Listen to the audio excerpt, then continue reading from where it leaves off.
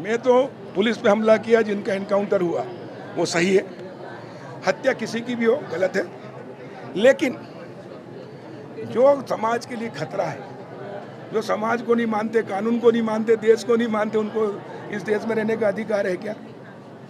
जो मानवता के लिए खतरा है, जिनने मारा उनके खिलाफ कानून के तहत कार्रवाई होगी, उनकह गिरफ्तारी हुई, उनको सजा मिलेगी, इसमें कोई भी। लेकिन कमलनाथ ने सवाल उठाया है, योगी सरकार की आलोचना की कमलनाथ ने। देखो, मैं कह रहा हूँ ना, कमलनाथ के रिश्तेदार मर गए, इनके सब माई बाप मर गए, इनका वोट बैंक तकलीफ हो रही है। इसलिए कह रहा हूँ मैं, जब कश्मीर में हिंदुओं को मार मार के भगाया जा रहा था, कश्मीरी पंडितों को, तब कांग्रेस ने कहीं एक स्टेटमेंट दिया क्या नेताओं ने कि हमारे देश में, हमारे देश के लोगों को मार मार के भगा, तब इनको तकलीफ नहीं हुई, तब हम सड़कों पे आते थे। अब जब देशद्रोही, आतंकवादी, हत्यारे, गुंडे, बदमाश उनका सफाया हो रहा तो इनको तकलीफ हो रही, तो समझ जाओ कि कांग्रेस किसके साथ है, गुंडों के साथ है कि देशद्रोहियों के साथ, इनके साथ है कि देशभक्तों के साथ है। हमारे लिए पहले देश, समाज, फिर पार्टी और फिर मैं। इनके लिए कुछ नहीं, सिर्फ कुर्सी।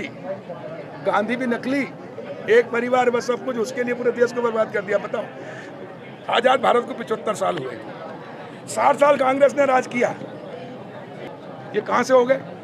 ये कांग्रेस के राज में हुए, और पूरा देश गरीब कर दिया। मोदी जी जब से आए तब से गांव-गांव के अंदर हम कर रहे हैं, किसान को मजबूत बना रहे, गरीब को मजबूत बना रहे। देखो, 60 साल में एक शौचालय नहीं बनाया कांग्रेस ने, 60 साल में एक पक्का मकान नहीं दिया, 60 साल में एक गरीब को गैस टंकी चूल्हा नहीं दिया, पीने के पानी की व्यवस्था नहीं की, बिजली नहीं दी, सिंचाई नहीं दी। और हमने 8 साल के अंदर इतना कर दिया। प्रधानमंत्री जी कहते हैं देश बदल रहा, आगे बढ़ रहा है। और इसलिए 60 साल बनाम 8 साल की तुलना करेंगे तो 60 साल पे भारी है।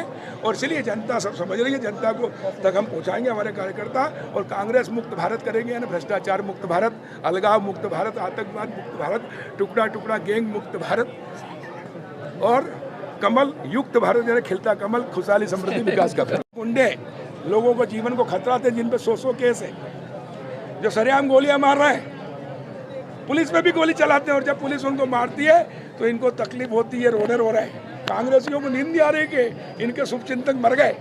तो कांग्रेस गुंडों के साथ है, देशद्रोहियों के साथ है, आतंकवाद के साथ है, और भारतीय जनता पार्टी देशभक्तों के साथ है।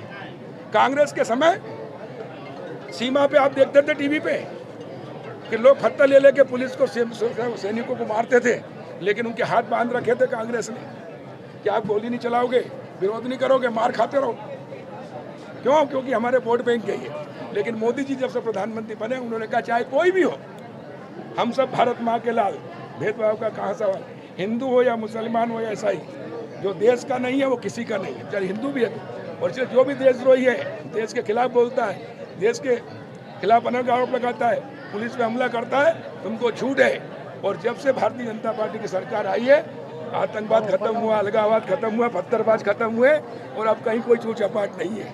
यह है शांति का टापू बना रहे हैं। और इसलिए देश की जनता को भी समझना चाहिए कि देशभक्त कौन है और देशद्रोही कौन है। देशद्रोहियों को टुकड़ा टुकड़ा गैंग को कौन समर्थन कर रहा है। और इसलिए आजकल सोशल मीडिया का जमाना है, और इसलिए पब्लिक बहुत जागरूक हो गई है। और इसलिए कांग्रेसियों, तुमको तो कहीं घुसने नहीं देगी जनता, रोते रहो। क्या आप मानते हैं कि अशरफ और आतिक की जो